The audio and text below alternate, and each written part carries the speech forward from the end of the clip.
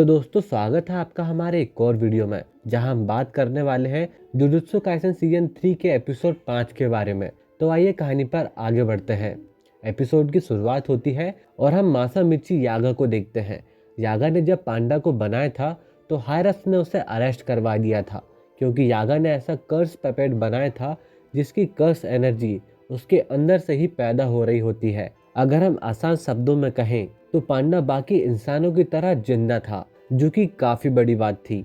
और अगर ऐसा ही रहा तो यागा पांडा के जैसे बहुत सारे पपेट्स की आर्मी खड़ा कर सकता है। और वहीं हायरस चाहते थे यागा अपनी टेक्निक उन्हें बता दे, पर यागा इस बात से साफ मना कर देता है, क्योंकि वह जानता था कि वे लोग इस टेक्निक का गलत ही इस्तेमाल करेंगे। तो वो उनसे कहता है कि यह सब उसने गलती से बना दिया था और अब ऐसा फिर से नहीं होने वाला है। अब कहानी वापस प्रेजेंट में आती है और हम देखते हैं कि यागा ने और भी कई पपेट्स बनाए हुए थे और उन सभी पपेट्स को उन्होंने एक जंगल में छिपाए रखा था। तभी एक पपेट्स यागा से आकर पूछता है, आखिर आपका मूड खराब क्यों है?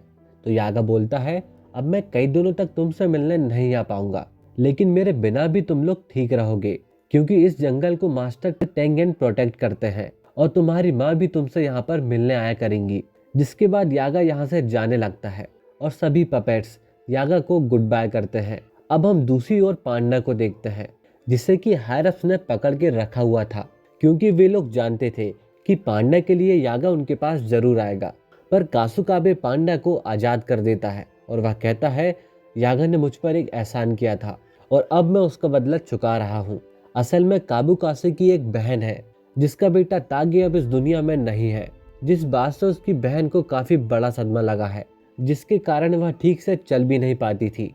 तो यागा ने उसके लिए एक पपेट बनाया था जिसमें उसने ताकेरू की इंफॉर्मेशन डाली थी, जिसके कारण यह पपेट बिल्कुल ताकेरू की तरह बात कर रहा था, जिसे देखकर उसकी बहन सदमे से बाहर आ गई थी और पपेट को देखकर उसने गले से लगा लिया था। यागा बोलता है कि वे लोग इस पपेट को अपने साथ नहीं ले जा सकते हैं, वरना हायरप्स को इसके बारे में पता चल जाएगा।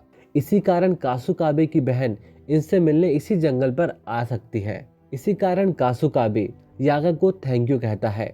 वर्तमान में यागा के सामने एक मास्क पहना व्यक्ति सामने आता है, जो कि एक सॉर्सरर होता है। वह यागा से पूछता है, तुम कहाँ जा रहे हो? तब यागा उसे बताता है कि वह अपने बेटे पांडा से मिलने जा रहा है। तब वह सॉर्सरर कहता है, हायरस ने तुम्हें मौत की सजा सुनाई है और अगर तुम जिंदा रहना चाहते हो तो तुम्हें बताना होगा कि तुम ऑटोमेटिक पपेट्स कैसे बनाते हो। जिसमें यागा कहता है, गोजो फिलहाल यहाँ पर नहीं है, जिस कारण तुम्हारी हिम्मत दिन ब दिन बढ़ते जा रही है। और यह कहते ही वह लड़ाई को तैयार हो जाता है। तभी उसे गिटार की आवाज सुनाई देती है। तब वह देखता है कि गागु गांजी भी उसे मारने वहां पर आया हुआ है। अब इनकी आपस में लड़ाई स्टार्ट हो जाती है और यागा यहाँ पर बुरी तरीके से घायल हो जाता है। तब गागु गांजी उस सॉर्सरर को इसे यहाँ से ले जाने को बोलता है, पर इसके बाद यागा ऑटोमेटिक पपेट्स बनाने की मेथड उन्हें बताने लगता है।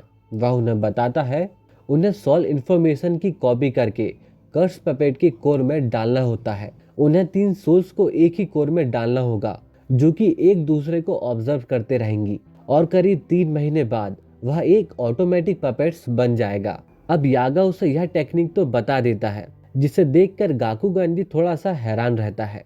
वह उससे पूछता है, तुम यह टेक्निक अभी क्यों बता रहे हो? तुम इससे पहले भी तो बता सकते थे और तुम्हारी जान भी बच जाती। जिसमें यागा बोलता है, यह एक कर्ज है जो कि अब मैं तुम्हें दे रहा हूँ। तभी हम पांडा को देखते हैं, जो कि भागते हुए यहाँ पर पहुँचता है और वह देखता है कि उसने आने में देर कर दी है, क्योंकि उसके आने के पहले ही उसके पिता मर चुके थे। वह भागकर यागा के पास पहुँचता है। गाकू गेंजी उससे पूछता है, तुम मुझसे लड़ाई नहीं करोगे क्या? क्या तुम्हें गुस्सा नहीं आ रहा है? जिसमें पांडा कहता है, मैं बाकी इंसानों की तरह नहीं हूँ। तुम्हारी यागा से कोई दुश्मनी तो नहीं थी, तुम बस ऊपर के ऑर्डर्स फॉलो कर रहे थे। लेकिन तुम एक बात जरूर याद रखना, पांडा भी रो सकते हैं। तभी पांडा यागा की मौत पर रोने लगता है। दूसरी तरफ हम यूजी और मेगुमी को देखते हैं, जिन्हें टेंगेन ने बताया था। हकारी ने एक बिल्डिंग के अंदर अपना फाइट क्लब खोल रखा है, जहाँ पर आम लोग सट्टा लगाने आते हैं और सॉर्सरर आपस में फाइट करते हैं। अब बिल्डिंग में घुसने से पहले मेगुमी अपने कपड़े बदल लेता है, क्योंकि हकारी को पता चल गया कि वे लोग जुजुत्सु हायरप्स के स्टूडेंट है, तो वह उन्हें देखकर पहले ही वहां से भाग जाएगा। हकारी ने हायर अप से पहले ही लड़ाई कर ली थी, जिसलिए उसे स्कूल से सस्पेंड कर दिया गया था। यूजी पूछता है वह हमारी मदद क्यों करेगा, जिसमें मेगुमी कहता है कि वैसे तो वह बहुत बड़ा कमीना है, लेकिन यूता ने कहा है कि वह उससे भी ज्यादा स्ट्रांग है, तो हमें किसी भी कीमत पर उसे कलिंग गेम में लेकर चलना होगा। और जब ये लोग एंट्रेंस में जाते हैं तो इन्हें कुछ बॉडीगार्ड्स मिलते हैं जो बोलते हैं ये कोई बच्चों के घूमने की जगह नहीं, तुम लोग यहाँ से चले जाओ। जिसमें मेगुमी कहता है कि वे लोग फाइट क्लब के लिए आए हुए हैं, तो वह गार्ड उसे एक मुक्का मारने की कोशिश करने लगता है, लेकिन मेगुमी अपनी जगह से हिलता ही नहीं है। तब गार्ड कहता है फाइट क्लब का पहला रूल है, फाइट क्लब के बारे में किसी से भी बात नहीं करते हैं। तो मेगुमी कहता है मुझे जिस फाइटर ने बताया था मैं उसे मार चुका हूँ और अब मैं खुद उस फाइटर की जगह लड़ने आया हूँ। तभी उस गार्ड को अपने बॉस का कॉल आता है। वह बोलता है कि बॉस मान गए हैं, लेकिन फाइट में हिस्सा मेगुमी नहीं बल्कि यूजी लेगा। तब मेगुमी समझ जाता है इनका बॉस हकारी ही है और उसने सीसीटीवी कैमरे में उन्हें पहले ही देख लिया है। अब यूजी का काम है अंदर सभी को इम्प्रेस करके किसी तरह हकारी से मिलना। तो वही मेगुमी बाहर से अंदर घुसने की कोशिश करता रहेगा और अगर वे लोग बीच में ही पकड़े जाते हैं तो उन्हें गार्ड्स को पीट कर हकारी तक पहुंचना होगा, क्योंकि उन्हें हकारी की मदद किसी भी हालत पर चाहिए। इसीलिए उन्हें हकारी को गुस्सा दिलाने का काम बिल्कुल नहीं करना है। अब शाम को यूजी अंदर जाता है। तब गार्ड उसे बताता है फाइट के 2 रूल्स है।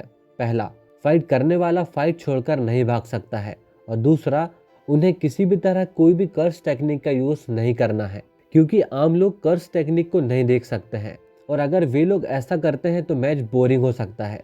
तब यूजी पूछता है उनका बॉस कैसा है, तो गार्ड बोलता है तुम खुद उनसे मिलकर देख लेना। यहाँ पर 2 तरह के मैच होते हैं, पहले तो असली और दूसरे स्क्रिप्टेड, जिनकी स्क्रिप्ट बॉस खुद बनाते हैं, और अगर तुम अच्छा खेल दिखाते हो तो बॉस तुमसे मिलने जरूर आएंगे। जिसके बाद यूजी फाइटिंग एरिया में जाता है जहाँ पर ढेर सारे लोग थे, जिसे देखकर यूजी खुश हो जाता है और यहाँ पर उसका अपोनेंट कोई और नहीं बल्कि पांडा है।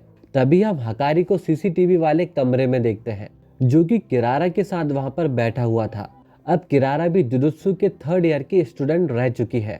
हकारी कहता है आजकल के मैच काफी ठंडे और बोरिंग होते जा रहे हैं, क्योंकि ऐसे बहुत ही कम लोग हैं जो कि पांडा को हरा सकते हैं। पर यूजी और पांडा काफी अच्छी तरीके से लड़ रहे थे और सभी का मनोरंजन कर रहे थे। तभी यूजी पांडा से पूछता है तुम्हें हकारी मिला है क्या? तो पांडा कहता है नहीं, और वह यूजी को हल्के से पंजा मारता है और वह ऐसे चिल्ला रहा था मानो उसे काफी दर्द हो रहा हो। तभी यूजी उसे एक और नकली मुक्का मारता है और पांडा दूर जाकर गिरता है और मानो वह हार मान लेता है। यूजी की फाइट को देखकर हकारी काफी इम्प्रेस हो जाता है और वह उसे अपने ऑफिस मिलने बुलाता है। तभी गार्ड की शैडो में छुपा हुआ मेगुमी यह बात सुन लेता है। पांडा और मेगुमी फिर से जंगल में मिलते हैं। पांडा उसे बताता है हकारी हमेशा अपने ऑफिस में ही बैठा रहता है, लेकिन पांडा कभी भी उसके ऑफिस तक नहीं पहुंच पाया और यह शायद किरारा की कर्स टेक्निक की वजह से हो रहा होगा। तब मेगुमी पूछता है किरारा तो एक लड़का था ना? जिसमें पांडा कहता है हाँ, स्कूल में वह लड़का हुआ करता था, पर अब जाने दो, अब सब कुछ यूजी के हाथ में है। तब पांडा कहता है यूजी की पर्सनैलिटी हाका को जरूर पसंद आएगी, लेकिन यूजी को ढंग से झूठ बोलना तो आता ही नहीं है, तो वह पकड़ा ना जाए। अब उन्हें इस बात का डर होता है, तो वे लोग डिसाइड करते हैं जैसे ही यूजी हकारी के रूम में जाएगा तो वे लोग बाहर के सभी गार्ड्स को सुला देंगे। बस दिक्कत यहाँ पर किरारा की कर्स टेक्निक की होगी। इधर यूजी और भी मैच जीत जाता है और हकारी उसे अपने रूम में बुलाता है। हकारी यूजी से पूछता है क्या तुम दिन में सिर्फ 1 घंटा काम करके 10,000 येन कमाना चाहते हो? जिसमें यूजी पूछता है कि मुझे कौन सा काम करना होगा। तो हकारी कहता है वह जानने के लिए तुम्हें 20,000 येन देकर एक कोर्स खरीदना होगा। जिसमें यूजी बोलता है ये तो स्कैम है। तो हकारी कहता है बिल्कुल सही कहा, यह एक काफी जाना माना स्कैम है, जिसमें एक आदमी खुद अमीर होने का नाटक करता है और बोलता है तुम्हें भी अमीर होना चाहिए, और अगर तुम भी अमीर होना चाहते हो तो मेरा कोर्स खरीद लो। लेकिन काफी मूर्ख लोग इसमें फंस जाते हैं, जिसका कारण है गर्मी। सबके अंदर एक गर्मी होती है अमीर बनने की, अमीर बन के अपनी जिंदगी बदलने की, और इसके बिना तो लोग प्यार भी नहीं कर सकते हैं। और हकारी को गर्मी बहुत पसंद है, और गर्मी का मतलब है गैम्बलिंग। दुनिया का हर आदमी जुआ खेलता है और वही लोग इसे बुरा बुलाते हैं, जिन्हें हारने से डर लगता है। हक्कारी के लिए जुआ ही जिंदगी है और वह अपने फाइट क्लब को पूरे देश में फेमस करना चाहता है ताकि सभी लोगों की गर्मी उसके कंट्रोल में हो। वैसे भी कर्स स्पिरिट के बारे में अब सभी लोगों को पता चल चुका है और सभी जुजुत्सु सॉर्सरर्स की बैंड बजी पड़ी है और यही सबसे अच्छा मौका है अपना बिजनेस बड़ा करना, और वह यूजी को भी इसका हिस्सा बनाना चाहता है। तभी हकारी को किसी का कॉल आता है। हकारी यूजी से पूछता है, तुम कुछ ठंडा पियोगे क्या? तो यूजी बोलता है, कुछ भी चलेगा, बस दारू नहीं। तब हकारी कहता है, तुम्हें पता है क्या, सातोरू गोजू दारू नहीं पीता। अब यूजी कहता है, यह सातोरू गोजू कौन है? कभी इसके बारे में नहीं सुना। और यहीं पर उसका झूठ पकड़ा जाता है क्योंकि पूरी दुनिया में ऐसा कोई सॉर्सरर नहीं है जो कि गोजो को नहीं जानता है। तब हकारी उससे कहता है, तुम जुजुत्सु हायर अप से आए हो ना? और ऐसा कहते ही वह उस पर हमला कर देता है और कहता है कि उसे किरारा का कॉल आ रहा है, मतलब जरूर कुछ न कुछ गड़बड़ है। यूजी बोलता है, पहले मेरी बात तो सुन लो। लेकिन हकारी उससे बोलता है, बिल्कुल नहीं, क्योंकि अब मैं ठंडा हो गया हूँ। और इसी के साथ यह एपिसोड यहीं पर खत्म हो जाता है।